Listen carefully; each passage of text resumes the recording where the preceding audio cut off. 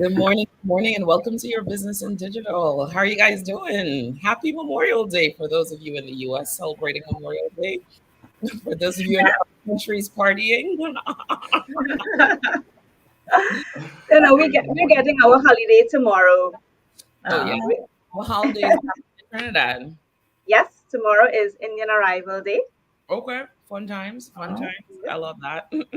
So tomorrow we're gonna eat the local dish curry, as you know. Well, It's gonna be a curry fest. is curry the local dish? It's what our ancestors I'm made just like, it. I was just like, that's real. That's a hell of a Trini perspective. We put we put our own spin on it. We put our own spin on it. I'm from there, right? I know. I just want to. I Just literally in case. passport. Just well, definitely super excited about that. I am a Curry fan, so not Steph Curry, but I mean, whatever. Not that I hate him or anything, but I'm just saying Curry roast. Shade. Yeah, I'm just, someone might roll up on this and be like, "You're talking basketball." I'm not talking basketball. But anyway, before we get in more trouble, before, because I'm loose today.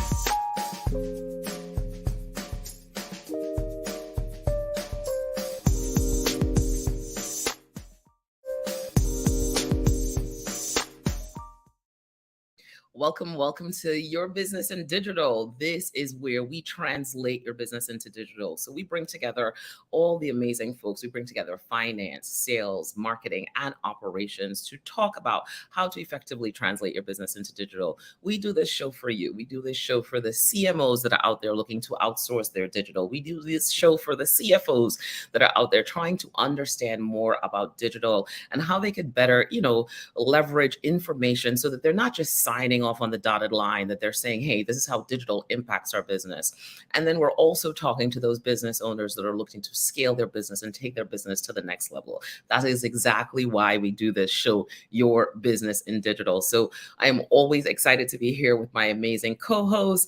And you know what? We are going to jump into a quick recap, and I'm going to bring everyone back to the stage because this recap is worth a team conversation. We had Jeff here last week, and we were talking about the nexus of sales and marketing and connecting all those dots. And we had such a great conversation. So number one, if you did not check out Wednesday's show, you want to go check out the show because Jeff said some amazing things. And one of the things we've discovered here at Monovan Digital is that there's always a disconnect between these departments, right? Sales, pricing, finance, marketing, especially sales and marketing. And what we understand is that they work so well together. When there's a true marriage that works, it works well together. But sometimes they fight like siblings, right? And what Jeff really brought to the table was just how understanding that voice of the customer, because the sales team really holds the key to the voice of the customer. They're talking to them all the time. They know what they're thinking. They're telling them, this is what I want. And marketing understands all the touch points, how to connect with them. So Jeff really helped us connect those dots of how that marriage could be an amazing marriage if they wanted it to. So that's why we have Michelle here, because you know what? We recognize the marriage of sales and marketing and how important it is. So guys, talk about that conversation with Jeff on Wednesday of last week. It was wonderful. It was, sales right up my alley. And he really showed that we're friends. We're not frenemies. We're friends. So everything is a cohesive part. And whatever industry you're in, he showed a fine example of one that's a traditional, very old school way of doing business kind of industry is really bringing not only digital into its world, but also finding its way to transition into the digital space and all the bumps and bruises and successes that go along with it. And he gave fine examples of how to do it, and not in an overwhelming way, that he's shown how to transition in a digestible fashion so that all can win. And I thought that was just such a phenomenal conversation. Listen, don't get me started on Jeff last week, but here's the takeaways for sure from Jeff and from sales and marketing working together. That's the human component, able to give us and guide us in content. What questions are usual? What are the usual objections that he encountered? How do we normally talk to them? We were able to find gaps, and we could go on and on. So Jeff really brought to the table and said, well, listen, he came in, he bought into, this is the way we're going, and he wanted to learn. And just bringing that sales experience to the table meant so much to what we developed and can leverage. And he saw that. So it just drove him to go further. So kudos to Jeff. Great show. As Tamara said, if you missed it, definitely go back, check the replay. We've got, chapters set up so you can jump straight in and listen to Jeff. What I loved about his conversation was the willingness to take space he was in that was largely traditional, as Michelle was pointing out, and really bringing the elements of the future to it. Those conversations and how he tapped into that particular SEO, and just the way that he was doing it. I was really fascinated by it, because publishing, yes, it's a very traditional space.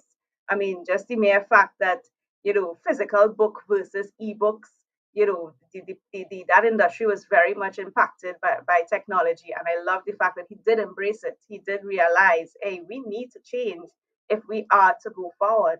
And he implemented the changes, and he saw the need for it. I think that was the compelling part of the story.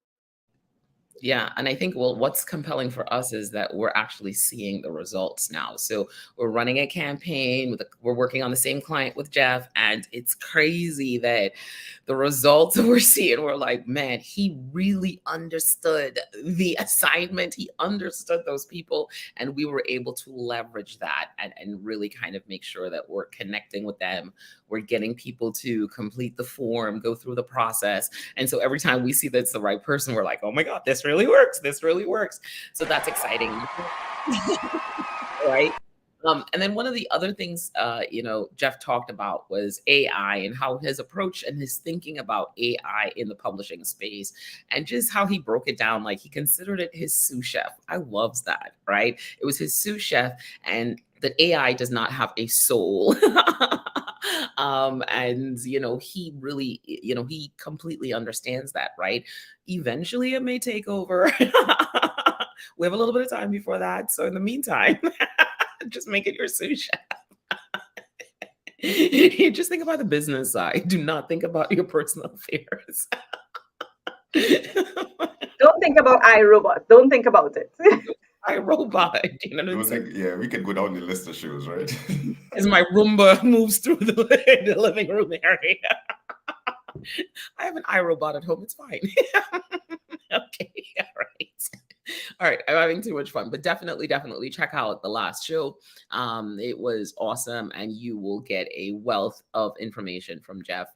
If you're a business owner, I think he really simplifies a lot of things. And what was great about it is we saw him think and talk like a digital marketer. So I really love that in the end too, right? So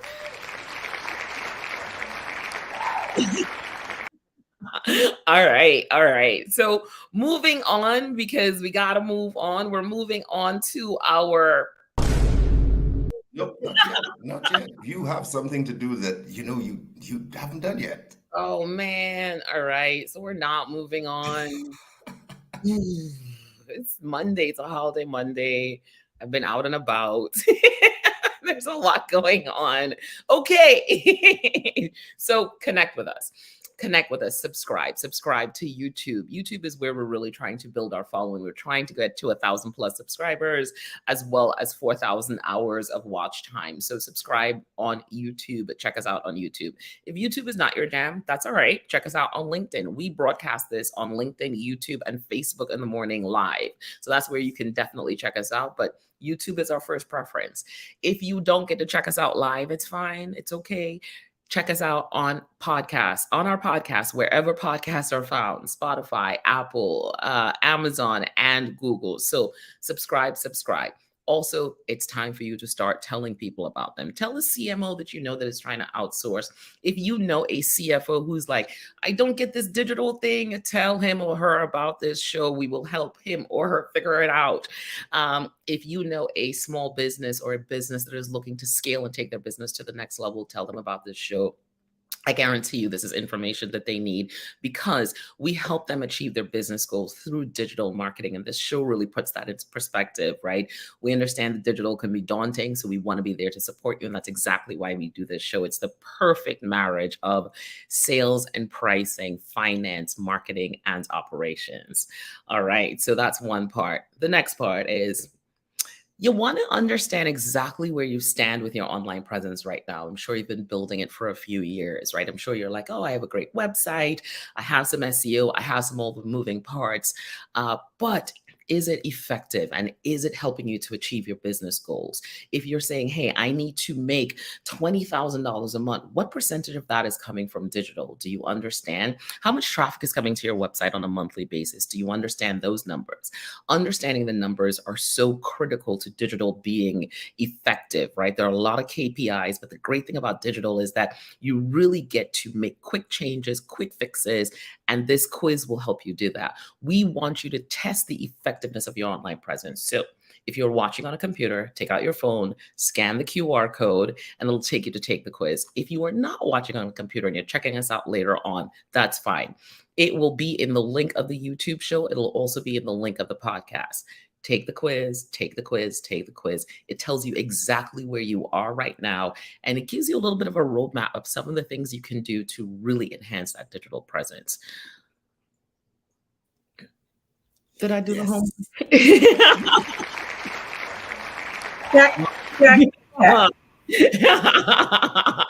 That's me curtsying. Just can't see it.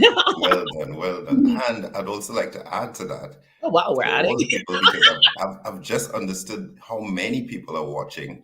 To go back, if you you pick us up when we come on live, as Tamara said, you don't have to watch live.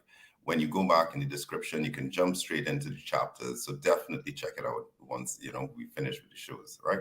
Yeah. So wait, guys, Michael has been in Trinidad for his reunion of his High school equivalent. It was not high school equivalent. It's like sixth forms. It's like after high school. You know what I'm saying? Like, I guess I don't know how they would. Yeah. Anyway, it was definitely after high school. So he's been in Trinidad. How was the reunion been? What happened? Tell me everything. Oh, this was amazing. Like I said, I didn't realize how many people, oh yes, I see you in the mornings, you and Tamara and Michelle. It seems you are Trinidadian. They said, and Andrea and Michelle, they're here, right? They're in Trinidad. I was like, I am. Andrea. We can arrange that. We can arrange that. Seems you got me honorary passport. Shall we go on a remote assignment? Shall we go? I think that might be a good call. So it absolutely proves the point that, don't feel that people are not seeing your content. They absolutely are. They may not be commenting, but they absolutely are watching. So I want to say thanks to everybody who has tuned in, who has been listening, and encourage you to share it, as Tamara said. Share it with another business owner, and let's keep it going. Yeah. All right. Well, awesome. So now I can speed along to the hot topics. Okay, maybe another. All right. So this morning we have hot topics with Miss Andrea. Andrea, what are we talking about this morning? All right. So what we are talking about, the official end of the emergency status of the pandemic, basically the end of the pandemic, right? So don't get worried, this is not going to be a health conversation about, I'm not going to get too technical on the health part of it, right? Because there's a little technicality. The virus hasn't gone anywhere, guys. It is still there. But there is a little thing that happened earlier this month that I want business owners to think about.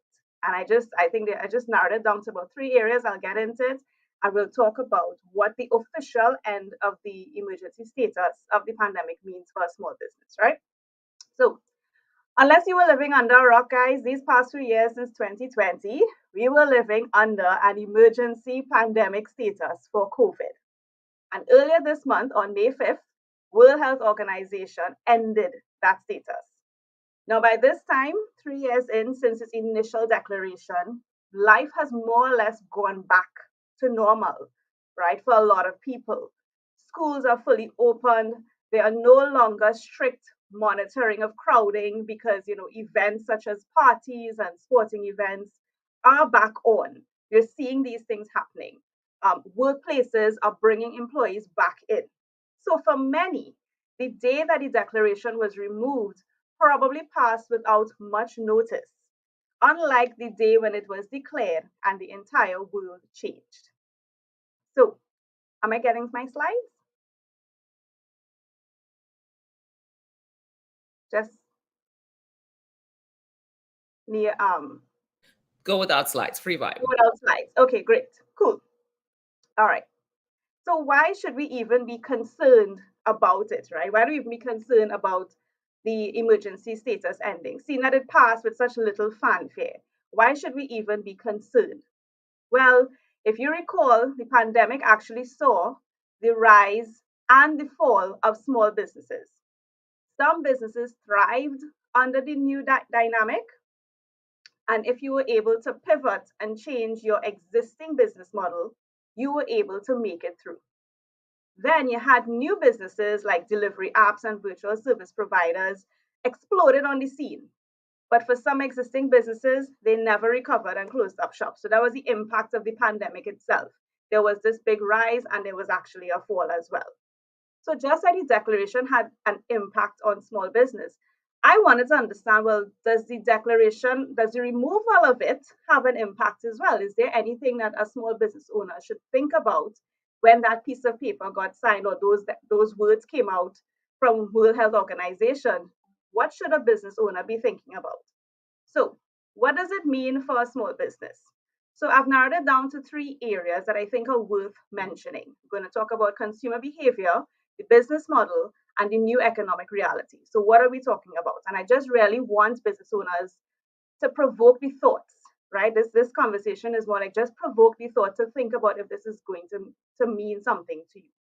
So the emergency status allowed for laws to be effected, right? And with these laws came a change in consumer behavior. Consumers were forced to adopt technology and a modified way of buying and experiencing goods and services.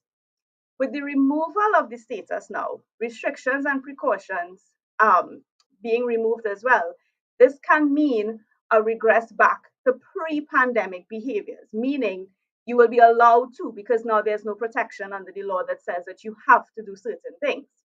And as a small business, I think business owners need to understand your consumers and your market.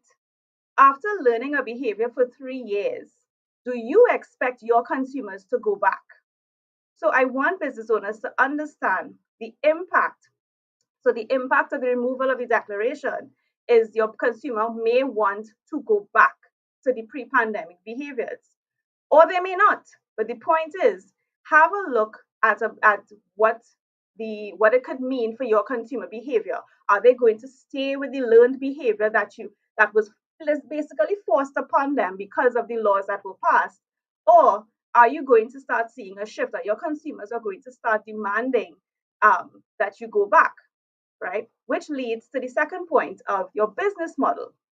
You now operate, if you're a business operating, now you operate under a different model than you did under the pre-pandemic times, right? You would have shifted in response to the pandemic. So you want to understand, are the changes that you made in your business model, are these changes permanent? Or were you actually just waiting for this time to come all along? Were you just waiting for the end of COVID, right? So you have to look to see if the model, your pre-pandemic model, is worth returning to. Take an assessment of how your business model is going to be impacted. And do you want to stay the way that you are? Do you need to go back? Right? The reason why I say that is because without that type of internal assessment, you may be easily misled to revert back to pre-pandemic without considering if it has merit. For example, If you are a retail store owner, you might be anxious to get back to a storefront. But then, as we spoke about before, consumer behavior, if your consumer's behavior is remaining digital, does going back to a storefront make sense for you, right? If your consumer behavior has changed, right? Additionally, if your business model was built around the restrictions, or if your business was started during the pandemic, you need to revisit to see how applicable it is, considering your consumer behavior and the economic reality. Which leads me to the third area, the economic reality. The removal of the status removes laws, which can mean changes in economy. And this could be good or bad. The fact is that declaration allowed for governments to do certain things in the economy. The status meant that economies were, in a sense, a bit protected. You saw things like grants, relief schemes coming through, and that was because of that declaration that was allowed to happen. Now, you have to remember these things have to be considered at both the business and the consumer level. So, if you are a business owner who was receiving a grant, this may go away, right? Because without the protection of this worldwide status, there's no mandate to give you the relief that you were getting. And similarly, for your consumer, if they were in receipt of any sort of assistance from in terms of any sort of COVID relief, or just anything that those laws allowed for, this might actually go away. And this could impact their purchasing power. So, for example, during my research, I found that in the US, it is estimated that up to 24 million people can lose Medicaid coverage once the continuous enrollment program is removed. Because remember, because of COVID, they were forced to make sure they could not take anybody off of Medicaid. Now, with the removal of the status, there's no law that says that they have to do that anymore. That is going to end. So the declaration itself allowed for these provisions. So once the declaration is gone, so too is the support. So the economic reality can be different for you and your consumer, and you would need to consider what it means for you. So this is my hot topic, guys. It's the end of the pandemic. What does it mean for a business owner? Wanted to provoke some thoughts for business owners today. Just think about how relevant these things are or are not for your business. You brought it this morning. Yes. You did. I think so important for you to highlight some of the things, especially consumer behavior, right? Because businesses sometimes want to go back. They're like, this was comfortable. But consumers in 3 years, they adapt, right? And consumer behavior, they learn faster than we think they learn sometimes, right? Once you kind of give them the process. So it's going to be hard to go back, right? And then, yeah, did you have to change your business model? And I think about, you're right, so many businesses were like, oh, we can do this because of COVID. And then is your business relevant if COVID isn't here anymore and you started in the pandemic, right? Especially ones that boomed. There were certain areas that boomed because of the restrictions, because of the pandemic. So Yeah. if you started in the pandemic, that's scary because it means you don't know any other business model other than the business model that was made under the pandemic. So Right. you don't even have a pre-pandemic position to reflect on. So what is your new reality when these things go away, when the government starts to remove? And that's what the declaration did. And I wanted to highlight it because it was without much fanfare, right? It happened because everybody now, they're like, no, well, yeah, but we outside long time, we go into parties long time. So COVID done, right? That's the mentality. But what I want people to understand is that by uttering those words and by saying those things, these little the government now will start taking steps that you didn't think about. And then you will start getting notices in your mail about, okay, well, due to the removal of this is no longer going to happen, or this is going to change. And then you go, whoa, I didn't know this is going to happen. Because very quietly, that's what it did. We need to understand what these things do to your economic space, right? You can't just say, well, okay, yeah, pandemic over, yeah, but if you're benefiting for something that was under the pandemic, you may not benefit anymore. Absolutely. And I think of all the businesses, of course, that have contracts which may have been funded. So there's, these tiers of funding. Exactly. so that you may have grown your business. You want to make sure and assess where's that money coming from, because you may find your clients kind of saying, well, hey, I don't have a budget for this next year, and not understand that it's really coming from behind them where that funding no Correct. longer exists. There's also the implications of, as you said, consumer behavior. I agree 100% with Tamara. There's no going back. But where consumers have been affected in Canada, per se, has been that the government, the personal grants that government has given out weren't grants. They had to be repaid. So that impacts their spending, right? The disposable income that they have, right? Correct. So depending on the space you're in, you may see a drop in, that consumer spending. So that there are a lot of lead-ins, a lot of tie-ins that, thank you, Andrea, bringing it to the table. You definitely need to assess, like, where did your business stand in relation to all of this funding that happened during COVID. I want to bring one other side to this too, as for those that are service providers that are doing a few things and things you did pre-COVID, and in COVID you may have notched back.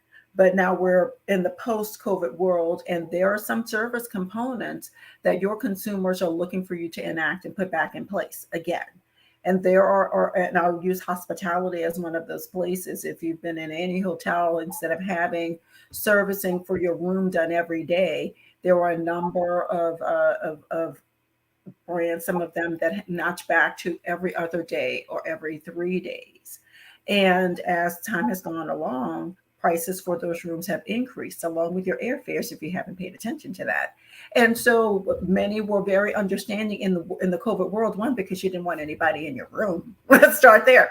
But now that we're in a different space, folks are saying, well, I'm paying more money, but you're giving me less than what I was getting before. I'd like to get some of those services back.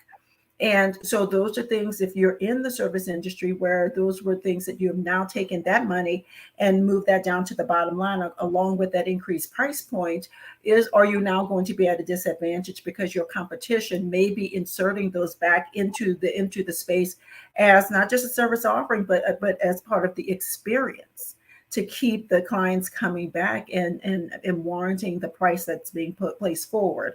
So while from a business perspective, we've got to definitely talk about what Andrew is speaking of, but if you want that business to still come through the door, remember that's a component of it that you have to consider and may put back into the cost of you doing business. So yeah, this is a great topic, Andrea, I felt, to put back on the table, because as we evolve into this post-COVID world, we've got to consider the ramifications of where that's going to take us financially. And are we going to become extinct because we're not keeping up? That's my new thing. I'm going to keep saying this regardless, because it's really relevant. As we're transitioning out, what are you doing to remain relevant and sustainable? Exactly. We won't have any laws or regulations to hide behind or to protect us, right? Because before you had to be able to. So, like, I use me as the example. In the very earlies, I had one or two people. People weren't expecting me to meet them, to have a meeting. They weren't expecting me to meet physically, and I could have protected myself and said, no, I don't do physical meetings. We do it virtual, because of COVID. But now you have people actually requesting, well, can we do a face-to-face? There are people who want to do that initial connection face-to-face, and then sure, we could talk virtually afterwards. But the behave, so that's an element of people's behaviors now, a bit, I would say, a bit hybrid. It's like, okay, we don't mind meeting, not all the time. I don't want to be a CEO all the time, but maybe the first meeting, and then afterwards we resort to virtual. So as a business owner, even that was a small shift for me as well. I was like, oh, okay, people actually want to meet. So I need to find somewhere to go and meet people, So those are just little things, and when you expand it into the bigger impact of your business, yeah, it could really add up some dollars or minus some dollars, as the case may be.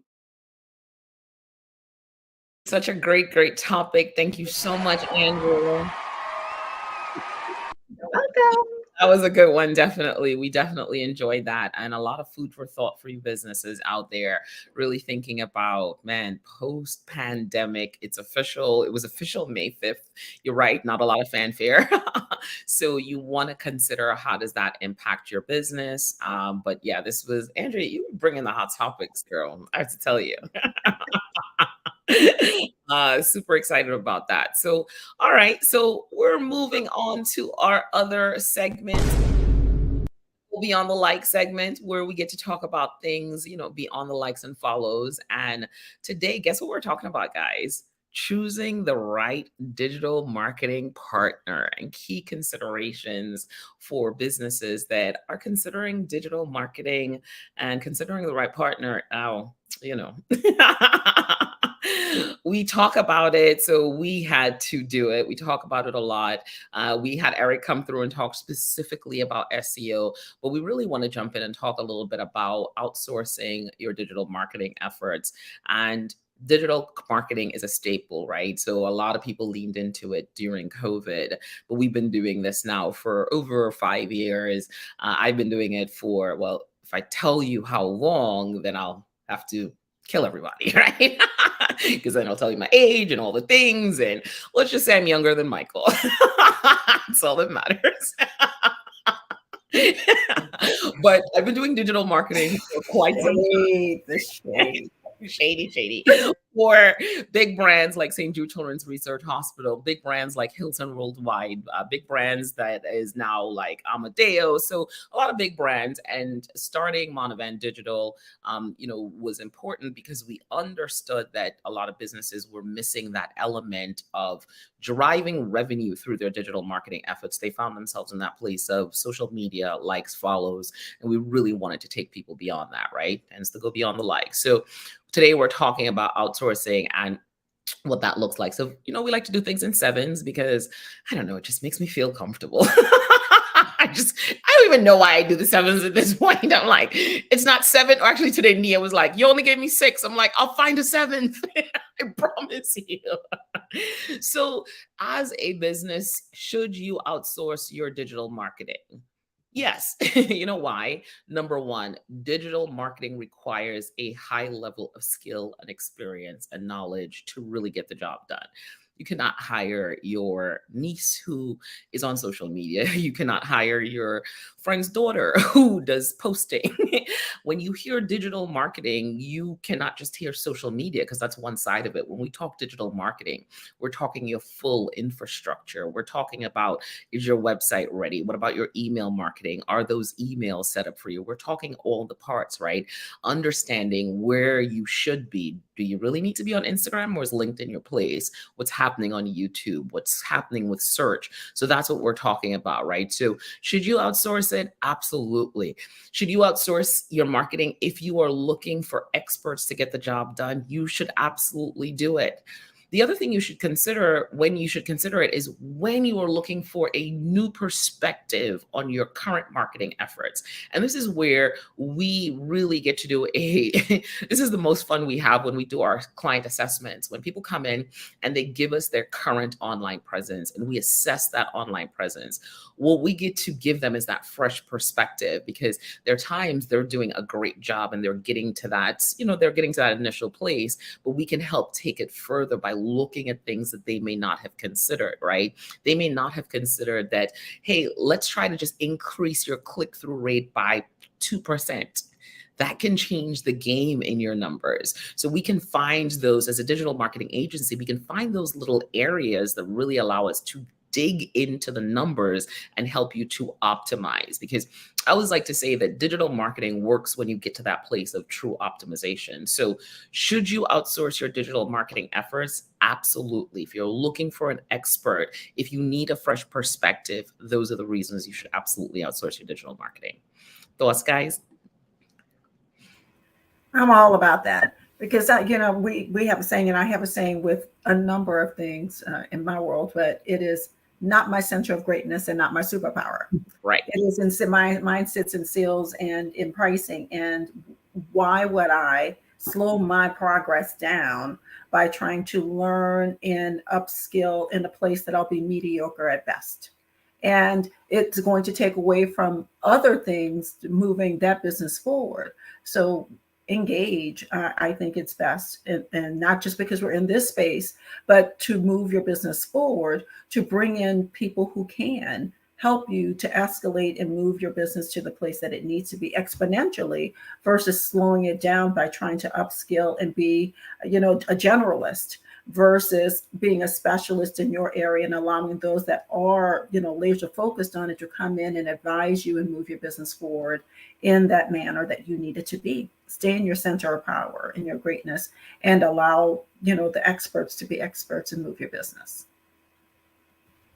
Oh, I love that point, and I love what Tamara said. Don't hire your niece because your niece is in social media. Let me tell you, that's what we do though as business owners. That's what we do. Oh, you know about these things. Okay, what does knowing about something mean? Like, I'll admit when I started on TikTok, I asked my brother to help me because he was on TikTok before me, right? I was like, hey, could you just help me? Granted, it was free, guys. I was like, listen, I don't have any money, so could you just help me understand what to do and thing? But I mean, if I wanted to do anything with a long term objective, I couldn't use that method. I would have had to do something proper. And that's what I think as small business owners sometimes I'm not too sure if we're afraid to do it, to take that commitment to bring an expert. I'm not sure what it is, or if it's just the dollar value scares us from the get go. But yeah, definitely that outsource and bring in the expert. Let the expert help you. It's going to be 10 times better than you fighting up and being mediocre. As Michelle said, you'll be jack of all trades and master of none. And your zone of genius is going to slowly be eroded because you're wasting your time you doing things that you're not that you're not good at. Absolutely. Absolutely.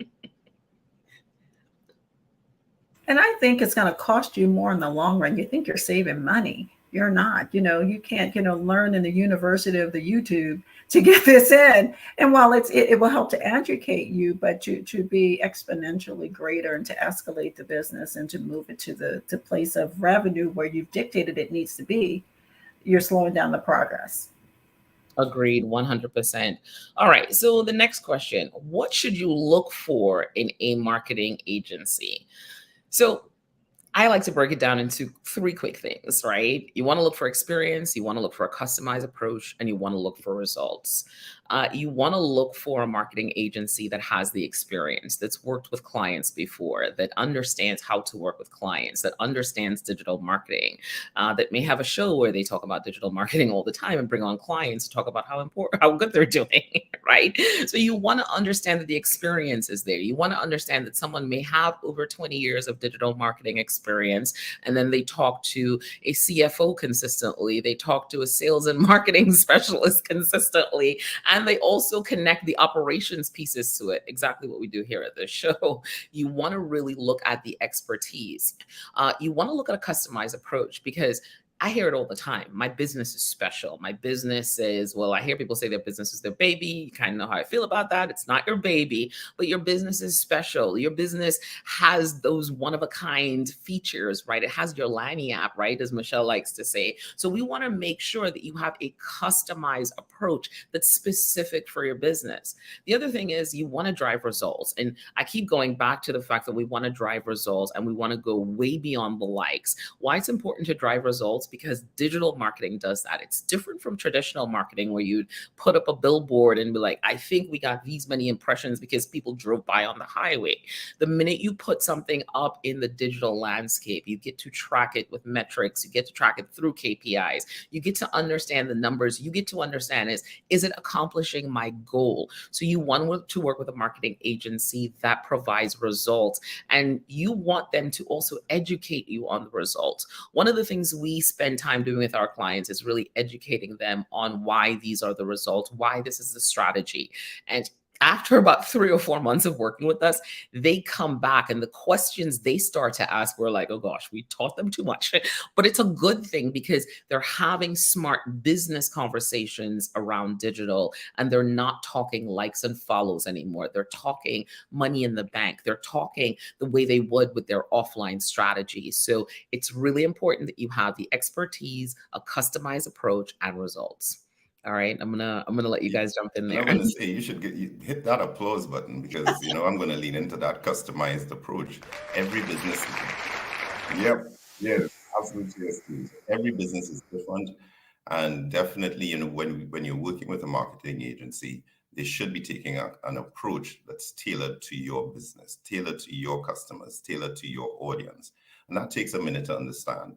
So you definitely want to look, I think that's a really key point to look for in any marketing agency.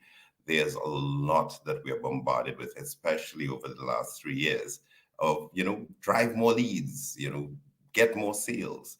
And these tend to be out the box solutions. And if you don't, even with the out of the box solutions, if you don't have a certain level of know-how to customize that, because we've always talked that these out of the box situations are to get you the bulk work done, but they are not the final product.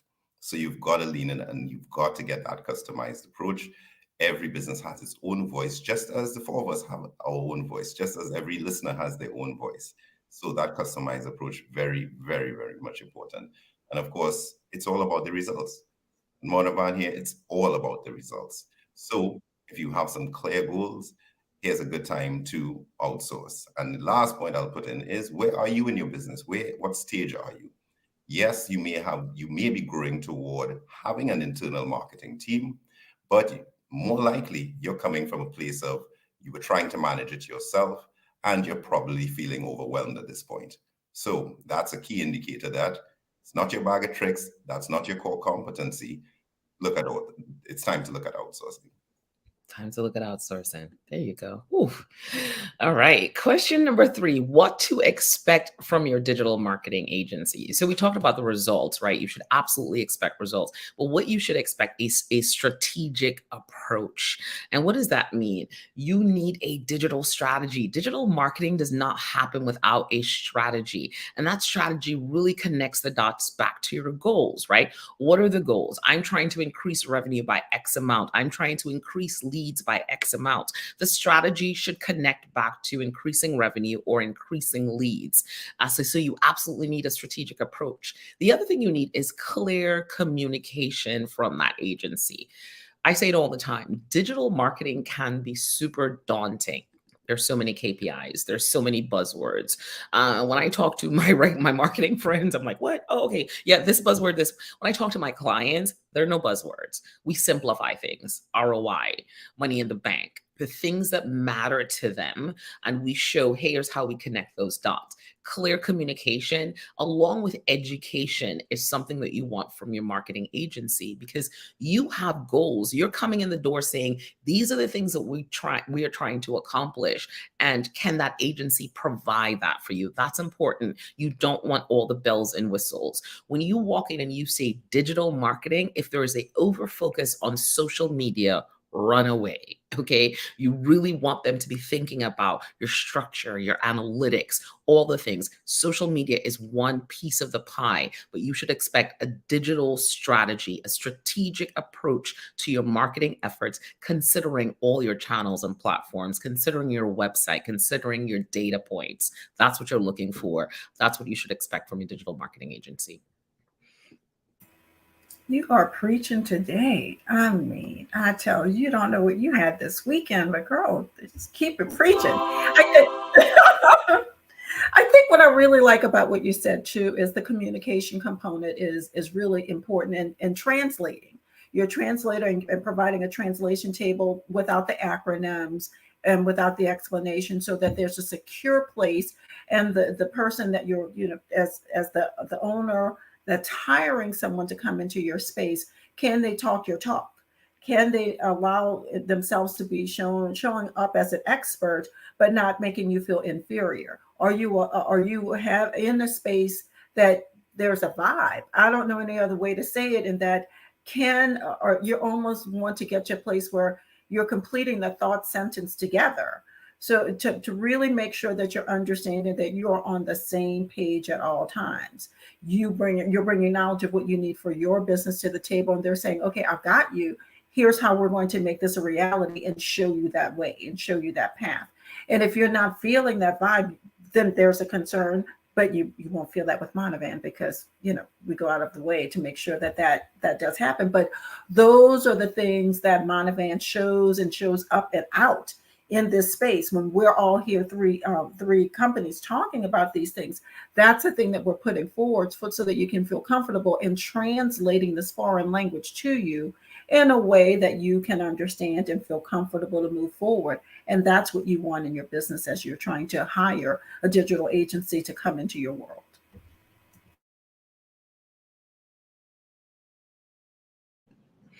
Okay, so now here's another question for you. How to outsource digital marketing for your business, right?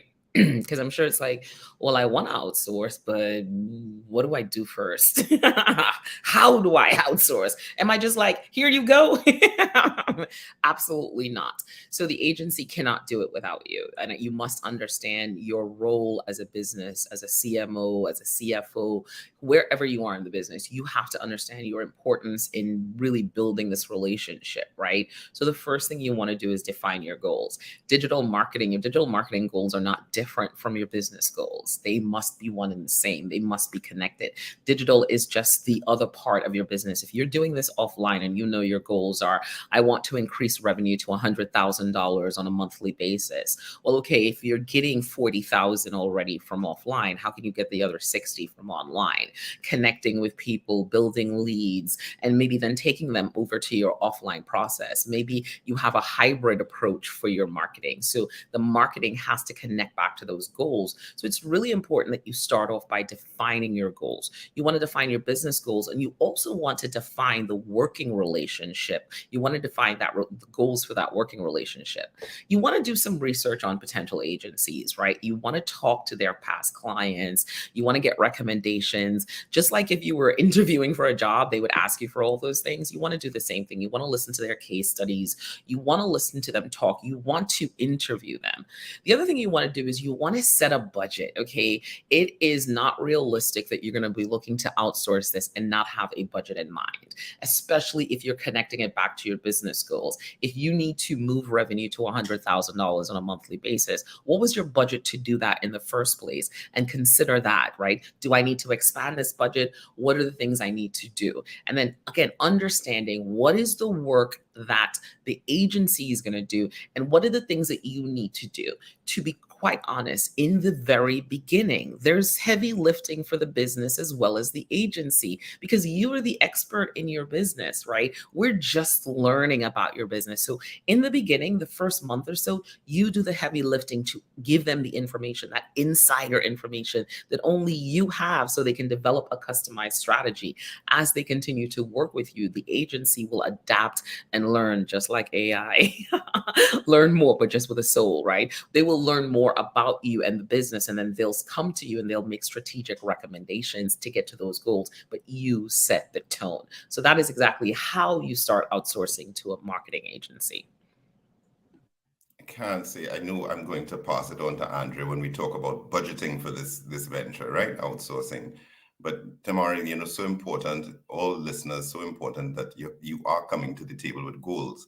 And more importantly, who's that point of contact going to be with the marketing agency?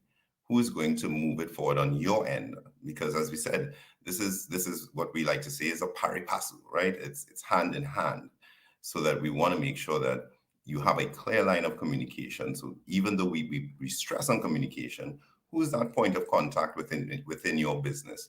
And what scope do they have to get buy-in from the rest of your company? Because of course, they're always going to be dissenters, they're going to be assenters. And then, you've got to find that happy middle ground. So really good point. Come to the table knowing goals. I feel a lot of businesses have become despondent. So they come to the table and they're like, well, what can you do for me? And it's really, as Tamara said, well, what do you need? That's our question, right? Do I need to enhance my customer service cycle? Do I need to, as I said, drive more leads or drive more sales? So definitely assess what are you hoping to get out of your marketing so that you can measure that ROI. Yeah. Andrew, before we pass it over to you, it comes back to digital marketing is not magic. The digital marketing agency, they're not magicians, right? So understand your role in it. You have to set the tone. You have to set those goals. And then they can say to you, hey, here's how we can help, right? So go for it, Andrew. I listen to it and I'm relating to it so much because really and truly, how you outsource any service professional into your business, this is the same thought consideration. Even for myself, when I interact with potentials, these are the type of questions I ask too. Like, what is it that you want to achieve? What is it that you see this service be, bringing to you, and how is this service going to help you achieve your goals? And a lot of times, business owners don't understand that it's not a case of, well, I'm just going to hire this person and they do everything. You are the center of it, at least for the beginning, in order for the person, the service provider, to understand your business and then effectively help you. You can't take this attitude of, well, I just hired them and they need to go and do whatever they do, but they can't do it without you. And I really connected with this point because I really feel like business owners don't think about this point at all. And then the budget, guys, I mean, you can't walk into this conversation without knowing how much you want to spend. You can't walk into this conversation and then after the person pours out their whole proposal to you and says, well, we do this and we do that and we do this and we do that, then you go, oh, well, that's like too expensive. That's that well, I wasn't really thinking that it was going to what you have to be realistic with the expectation of what that budget is and have a number, right? They sometimes you ask and they don't have a number, and I said, but you must have a number. You must know how much you think you want to spend. And I think it's really this point, I think business owners need to take some time to think about this point in particular, that how, because I don't think they understand the how. I think they know they have to do it. They know they need the help, but the how, they don't spend enough time on the how. So they kind of just jump into it. And sometimes that is what might cause the service to fail, because then when the marketer can't deliver, or any other service provider for that matter can't deliver, you go, well, I'm disappointed. Well, did you lay out the expectations properly in the first place? Did we go through that? Did we, so I felt this point. I did.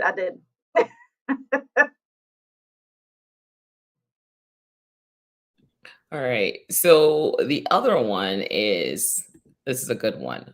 When to outsource your digital marketing for your business, right? So when should you consider outsourcing for your business?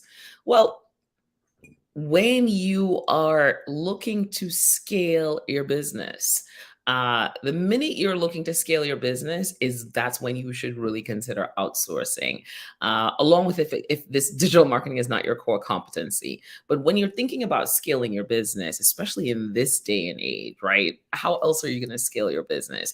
If you are sitting in Trinidad, for instance, and you want to service people internationally, what does that look like for you? You're probably going to start online first, right? Of course, you can jump on a plane and take a trip, do a conference, do different things, but you're probably going to start off with that online reach. So when you're looking to scale your business, you want to look at digital marketing. You want to look at, because you get to reach more people, more of your target audience. So it's important that you say, hey, I want to take my business to the next level. I want to increase my leads. I want to increase my revenue. I'm increasing in these areas. And now I have to look at that digital marketing to see how it can help me scale my business and have a strategic approach, which we talked about before, a strategic approach to getting that done, right? Focused on those goals. I want to expand in this country. I want to, if I'm expanding in Canada, in the next 6 months, I would like to have 5 Canadian clients. So where do I start with that? So when you're looking to scale and grow your business, it's important for you to look at digital marketing. And so many other times that you can look at outsourcing. As we said, if that's not your core competency, your business is growing within your jurisdiction, you just may not have the internal resources. And let's go on some basic feelings. If you feel, I hear so often, I can't keep up with hosting, I can't keep up with email, all indicators that maybe you need a holistic strategy where we look at automation pieces, and where is it really relevant for you to have that human interaction, because everything is a mix and hybrid today, right? So yes, outsourcing, there are some easy indicators that you might start to consider. As Tamara said, scaling and growth. If you're entering a new market, and you don't have an understanding of the consumer behavior in that market, right? And this is where you are really reliant on that agency to guide that, to deconstruct that and say, well, this is how you can reach customers in this market, and to, of course, uncover new opportunities.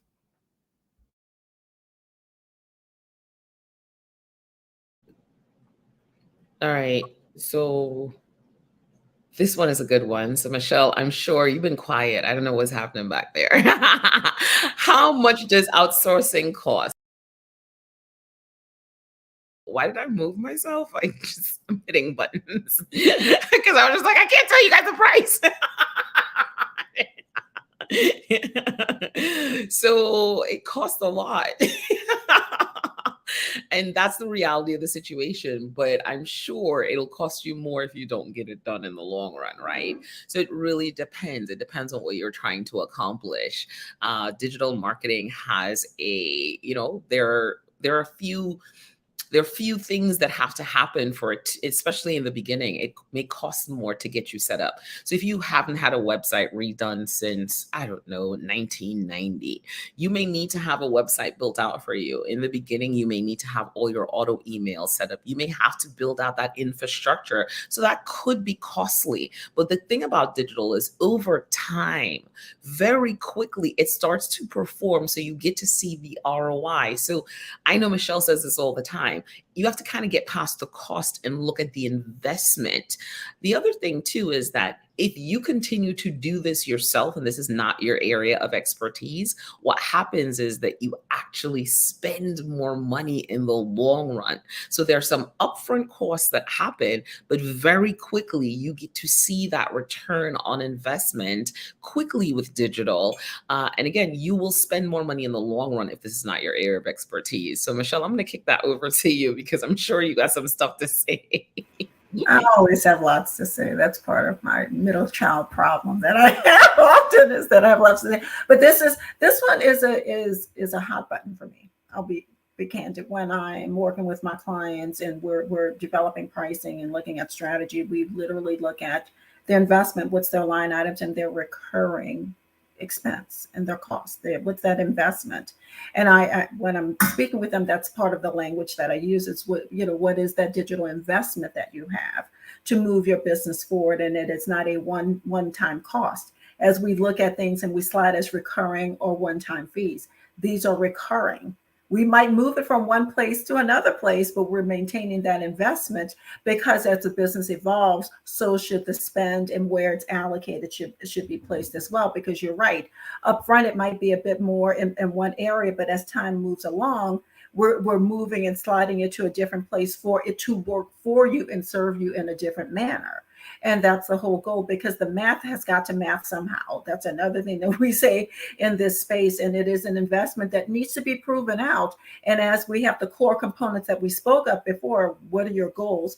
Choosing the right people, making sure we're targeting the right client, so that ROI, as Andrea is going to look for every day, all day, as she should test us and put that tension on us to accommodate. But that is an investment that is required to move your business forward. If you want to move your business forward, if you want to remain stagnant or go backward, sure, don't put it there. Don't bet on you. Don't invest in you. But if you want your business to move forward, you have to have that line item in. And occasionally, as you're trying to scale, you might need to increase that investment. If you're trying to scale, then that investment, that line item may need to move up with you, along with you, exponentially, or percentage of your business as you move forward. So it is not just an expense. It is an investment in with a healthy return if done well. Absolutely. And I think when you're setting the goals and you're setting the goals with the agency, you want to talk about what does that ROI look like? Because you can have those conversations in the beginning, right? Be like, hey, you know what? If we're investing $100,000, we want to see a 3-to-1 return on our investment. How do we make that happen? So in the beginning, where the approach is going to be fine tuning to get to that optimization. So in the first 3 months, that digital marketing agency should be working to understand, okay, here's where we're probably spending the most, but we're trying to understand how do the costs come down? We're running Google ads for a client right now, and we started off at probably $1.20 per click. Last week when I looked, it was down to 87 cents per click. So slowly but surely, and this has been only running ads for 2 weeks, slowly but surely we're starting to take the costs down, right? Because we're optimizing and we're getting better. We understand, hey, you know what, maybe we're reaching too broad an audience. Let's pull that back in. Let's focus in on the people that are hitting these keywords specifically, because these are the right people that are coming in. So we're tightening up the audience. We're also saving money there because we're not as broad. We're not spending more money. So right away in digital, you can start to see areas to save, pull the spend back, and you can also see those areas and have the conversation of what do I want what ROI should I expect? Now, I'm not saying that we're going to say to you, we're going to deliver that ROI absolutely, right? Because things happen. We can probably achieve or exceed at times. And sometimes we may get to, maybe a little underneath that, but it depends how expensive your audience is to get. What are you selling them? It really depends on a few different things, but I would say at least start having the conversation to be like, hey, can we get to a place of a 3-to-1 ROI? If a CFO hears that I'm investing $100,000, but I'm looking at a 3-to-1 ROI in the conversation as a part of the goals, that's a very different conversation, right? In the conversation, very different. What I love about what you're saying too, and I'm going to put out there, and I'm going to throw it on the table on this fine Monday morning, is that be prepared to get what you pay for as well. That we in this space sometimes hear it's too expensive or whatever version of that statement that you want to hear. What you're also getting along, there is a paid component of what we're doing. There is a hard cost, exactly what Tamara was saying, that we can move around based upon the keyword terms. But the bodies that you see on your lovely screen here, there's institutional knowledge that comes along with us as well. And what that ability to modify and to move things along comes with that also, and be prepared for that as well. What we find, that I find in this space with small business owners as we're moving in, they're looking for the free 99 version. And you're going to get your free 99 is what I'm saying. So be prepared to invest in your business, invest in the health of your business. And that's what we're saying. You would pay a bit to maintain your health physically. We're talking about the physical health of your business and moving that forward.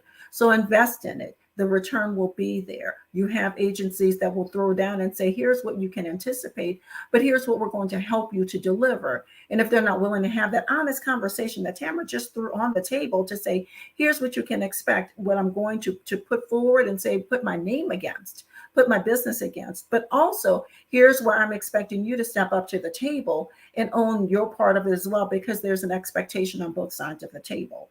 And that's what she's saying here. And that if business is going to have that kind of healthy conversation, lean in a bit more, because they're being candid and honest and want to develop a healthy relationship, but it comes at a price, people. It is not a free 99 version.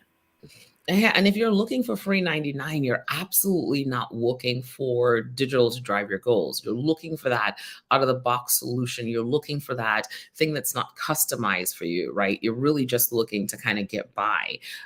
If we are looking to grow our businesses, these are the things that we really need to consider. So Andrew, did you want to add anything in there? I know we said a few things: cost, how much does it cost, all the good things. Oh my God. Yeah, again, very relatable conversation. And I like what Michelle said, you pay for what you get. You get what you pay for. Sorry. You get what you pay for, right? And you have to recognize and understand, if you're ready to scale your business and take it to the next level, then you need the experts who've been doing this for a much longer time. So you have to be prepared to pay for it, right? You have to be prepared to put out that investment, and that it also comes with the language as well. Change your language. When you start seeing things as a cost, you no longer see the benefit, because all you're seeing is money going out. But if you start recognizing that these services are investments into your business, you will start to recognize, hey, I'm going to get back something in the end. It's the same thing with hiring your CFO. If you see it as a cost, you're not going to see that you're getting institutional knowledge from somebody who's been in the business 20 years, right? So you have to recognize and understand there's a cost attached to it, and you're going to have to be willing to pay for said 20 years, 10 years, 15 years, as the case may be, right? So people put out the money, put out the money. Andrea, let's talk about that a little bit. When before we, got on a show together, you invested in digital marketing with us, and talk a little bit about getting that strategic digital marketing plan for you and how important that was and how that's helped to shift your business. So definitely those sessions that we did were eye-opening in terms of I truly started to understand what was needed. So I mean, and that's the thing, it takes a journey because I know we what you provided me was the original plan. And since then, I've been going back and I've been tweaking. I've been saying, oh, okay, this is what you did. You gave me this great keyword document. So now I'm looking at should what those keywords are and that sort of thing. It's just it really was provoking the thought process to know when I'm thinking about digital marketing, social media, which is one. I'm thinking about my keywords. I found myself going back to the documents. Okay, let me see what words Tamara had said to look for, like that made sense. I go back to it. I think you helped me with one of my pages. I go back. I've been tweaking the wording. I still have a lot of work to do, but I'm not gonna lie. That initial immersion was like a baptism, and I went, oh my god, this this is a lot. I it was a lot, but it was eye opening, and I recognized how important it was that it was needed in my business if I had to take certain steps forward, what I would need to do. So I would say that was the takeaway for me, how eye opening it was to understand, wow, this is not just clicking posts. This is so not posting something on social media. There's a bigger conversation here that I need to wrap my mind around, and it's taking a while, but I'm getting there, and I'm wrapping my mind around it. But yeah. Well, so that leads right into our next question, right? What's a great digital marketing agency to work with? And, here's where I do my shameless plug. Monovan Digital. And here's why we're a great agency.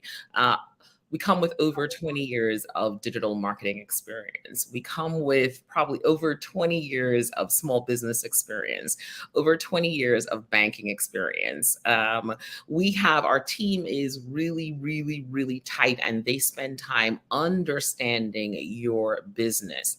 And what we've been able to do in the last 5 years is work with clients, understand more about them, and move their businesses forward, get them to that place of money in the bank, get them to that place of saving on advertising, get them to that place where their team understands how to leverage digital. So we spend time teaching, we spend time, going over your numbers, assessing where you are. We start off with an assessment. We understand where the current state of your business is, and then we build from there. We build out your infrastructure for you. We build out your email sequences for you. We start understanding how to speak your language to your customer, and we take everything that you do really well offline, and we translate that into digital. So again, shameless plug, Monovan Digital would be the team you'd be looking for if you are looking to outsource your digital marketing efforts.